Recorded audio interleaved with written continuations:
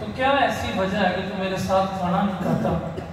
तो हज़रत इमाम हसन रज़ी अल्लाह ताला अन्हु फरमाते हैं, अम्मा जी मैं डरता हूँ अल्लाह से कि वालिदैन के मुकाम के ऊपर तो उफ कहने की इजाज़त नहीं है। मैं डरता इस बात पे हूँ कि मैं आपके साथ एक चंगेज़ के अंदर रोटी खा रहा हूँ और जिस लुकमे को मैं पकड़ना चाह रहा हूँ और आपकी नजर पाक भी उस लुकमे के ऊपर हो। ऐसा ना हो कि जिस पे आपकी नजर पाक और वो मैं लुकमा उठा के खा लूंगा। तो मैं ऐसा इतनी बेअदबी जो है वो नहीं कर सकता। इस्लाम के अंदर वालिदैन का अल्लाह ताला की जात ने इतना ज्यादा मुकाम रखा हुआ है, इतना ज्यादा मुकाम रखा हुआ है कि इसके बारे में हम लोग कुछ भी बयान नहीं कर सकते। शुरू से सुनते आए और अब तक सुन रहे हैं हम लोग, लेकिन फिर भी इतने ज्यादा बाज़ो नसीहत होने के बावजूद भी हमारे मुआशरे का ये आलम है कि मेरे आका सल्लल्लाहु अलैहि वसल्लम की हदीस से बात है कि गुर्बत क़यामत दौर होगा, पुरफितन दौर होगा कि माएँ जो है वो घर की नौकरानियां होंगी। और आज हमारे मुआशरे में वही है। आपने देखा घर के अंदर वालिदैन की जो इज्जत और तकरीम की जाती है आप लोगों के सामने, हर चीज की हर हुक्म की हम लोग अदूली करते हैं और फिर हम लोग खैर मांगते हैं, बरकत मांगते हैं। मेरे आका सल्लल्लाहु अलैहि वसल्लम की एक हदीस से बात है, मेरी सरकार ने फरमाया अगर रिज़्क़ में बरकत चाहते हो, अगर वालिदैन जिंदा हैं फिर भी, अगर फौत हो चुके हैं फिर भी उनके लिए दुआ करो। उस इंसान का रिज़्क़ कभी भी खत्म नहीं होगा।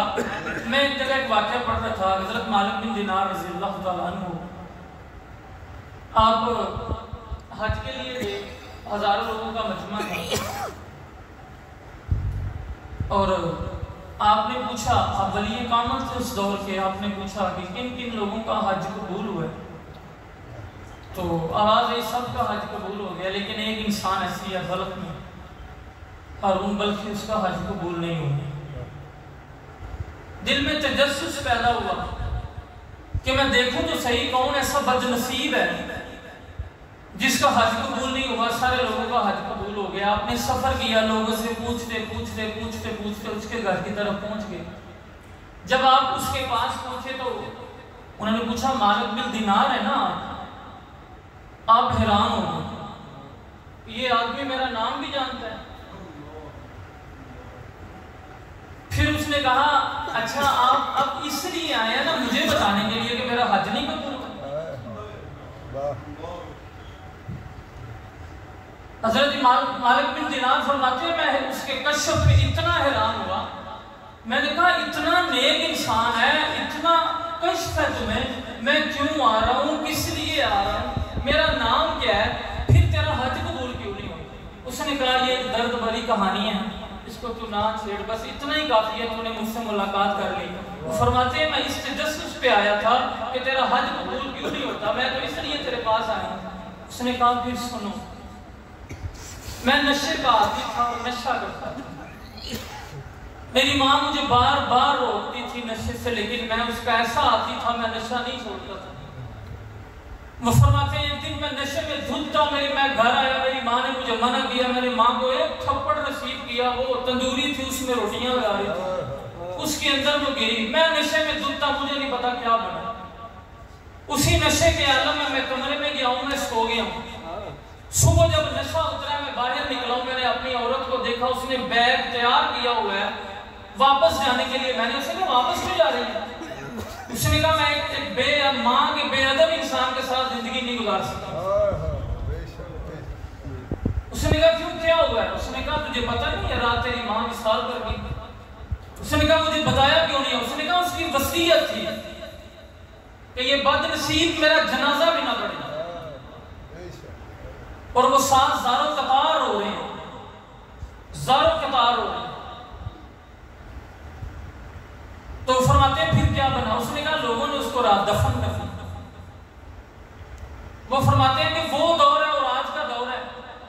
मैं 24 साल हो गए हज के लिए जा रहा हूँ, लेकिन वहां जाके जब मैं कहता हूँ अल्लाहुम्मा लब्बैक, वो कहता है ला लब्बैक। फरमाते हैं वो माँ की नाफरमानी बेअदबी जो है वो आज तक अल्लाह के हजूर मुझे वो कबूल नहीं होने दे रही। फिर मालिक बिन दिनार फरमाते हैं मुझे गुस्सा आया, मैंने एक थप्पड़ उसके मुंह पर रसीद किया। वो रोने लग पड़ा। उसने कहा हाँ तेरी वाकई अल्लाह ने बख्शिश नहीं करवाई, इतना बदनसीब है तू, माँ का बदनसीब है, तेरी तो बख्शिश भी नहीं होगी। मालिक बिन दिनार फरमाते हैं मैं यही अल्फाज के साथ जब वापस आया, रात को सोया, किस्मत जागी, मेरे आका सल्लल्लाहु अलैहि वसल्लम ख्वाब में तशरीफ लाए और गुस्से में से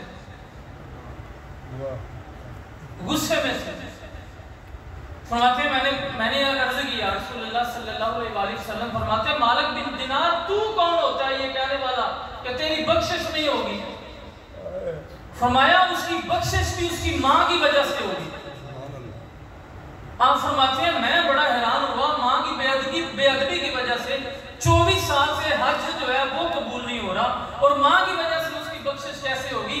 फरमाया मेरे आका सल्लल्लाहु अलैहि वसल्लम फरमाते हैं तो जब क़यामत का दिन होगा अल्लाह इसके लिए हुक्म फरमाएगा उसको जहन्नम रसीद कर दिया।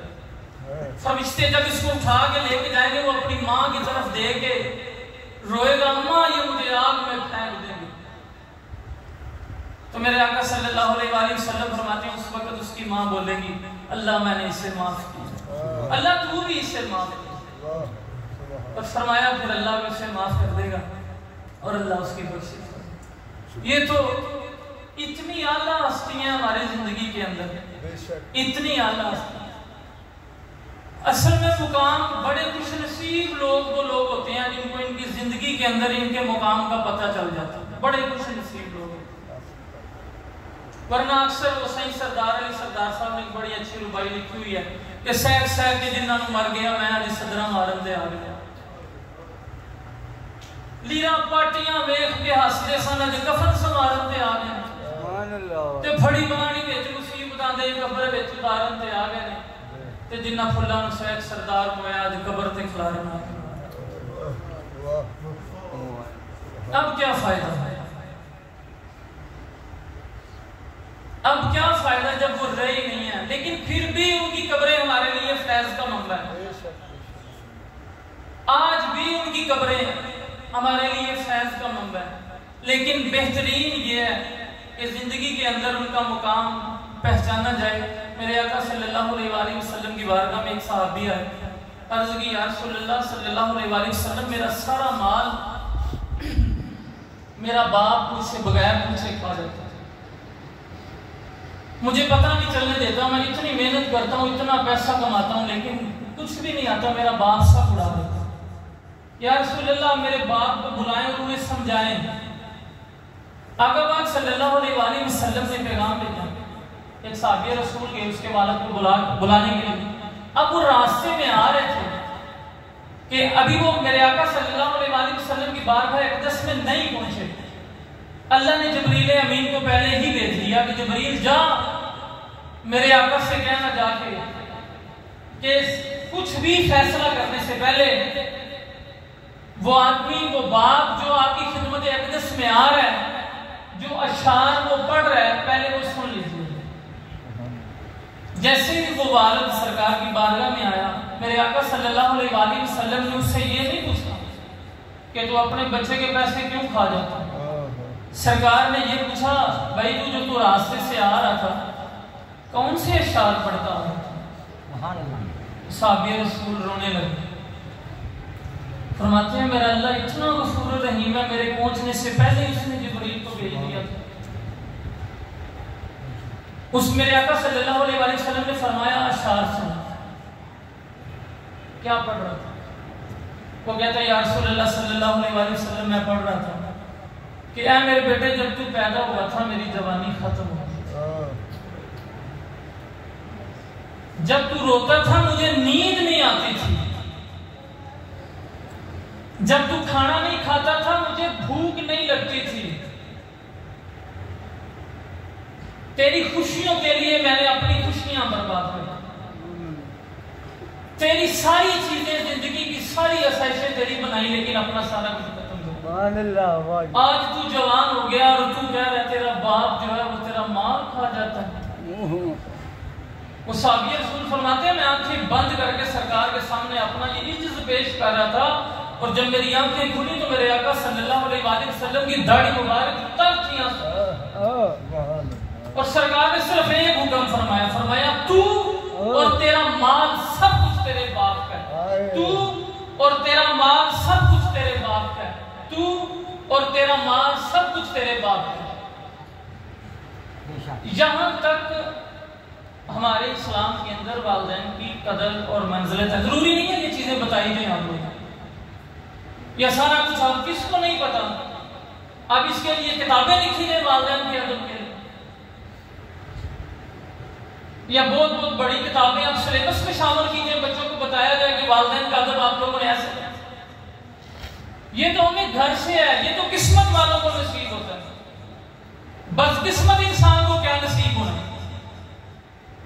जिसकी जिंदगी में होते हुए उसके वालिदैन जो वो बेआसरा, जिसके होते हुए उससे बड़ी बदनसीबी और क्या होगी कि किसी बच्चे की वालिदा उसके डर की वजह से सच नहीं कह सकती उसके सामने।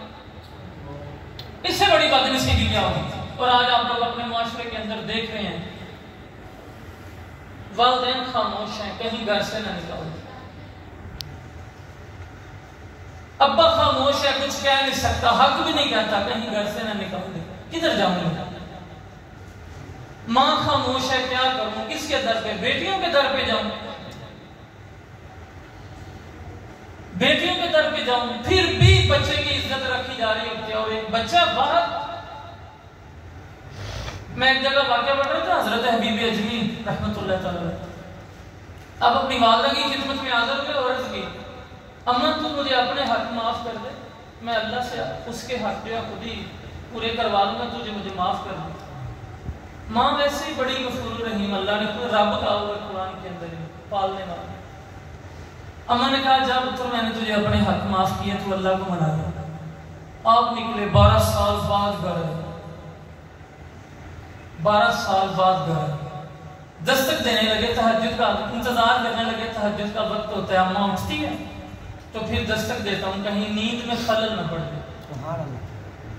आप खड़े रहे, जब आपको पानी की आवाज आई गिरने की, आपने दस्तक दी, अम्मा उठी, अम्मा ने सीने लगाए और आप सुन क्या रहे हैं, माँ दुआ क्या कर रहे थे, अल्लाह मेरे हबीब को कबूल कर ले। तो फरमाते मैं चीख के रोया, मैंने कहा असल तो सारा कुछ मेरे घर पड़ा है, रब भी बड़ा है तो मेरे घर पड़ा है। अल्लाह ने बाप की रजा को अपनी रजा नहीं कहा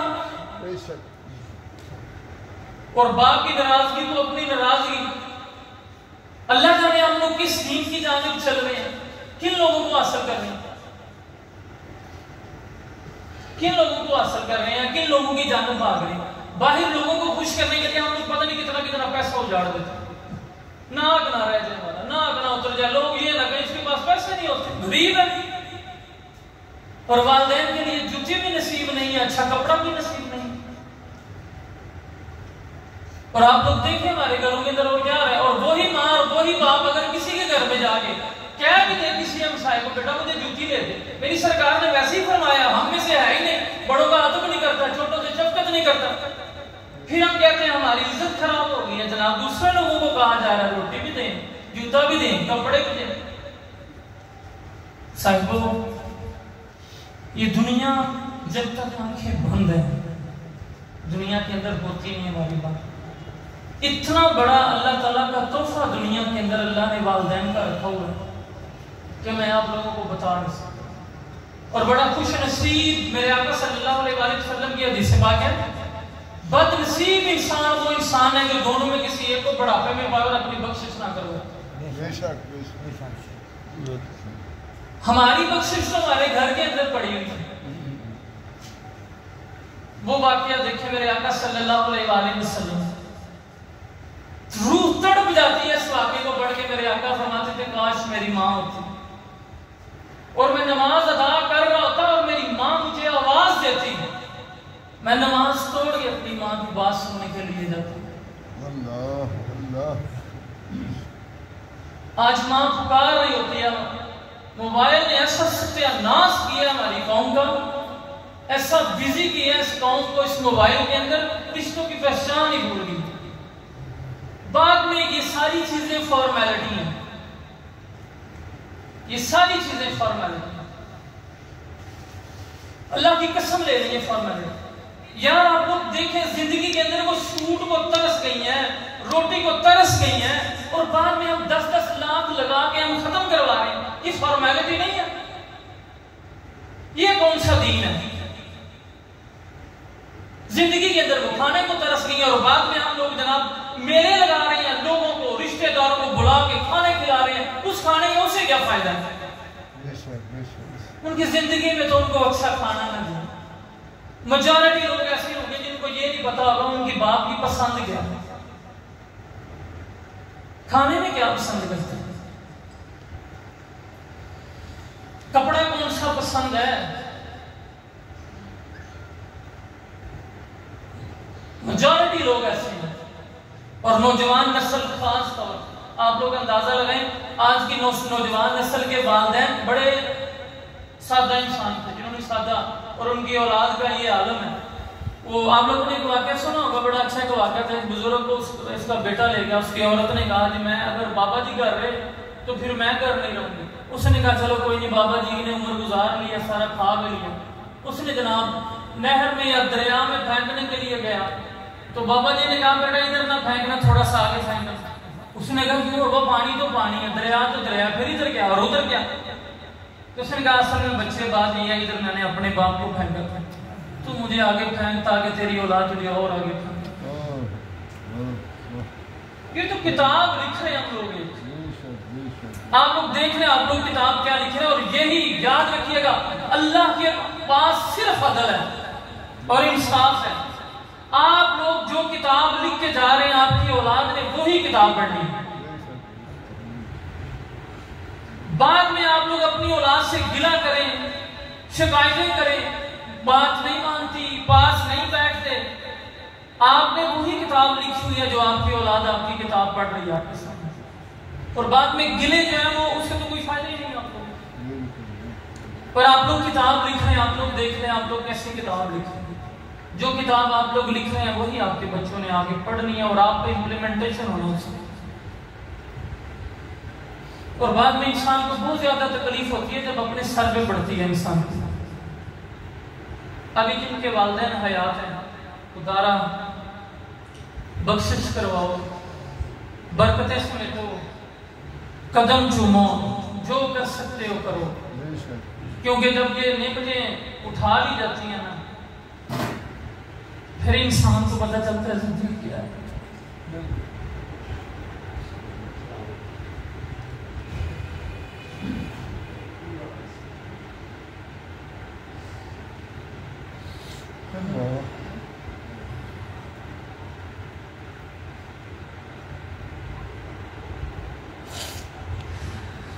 अल्लाह ताला उनकी तौफीक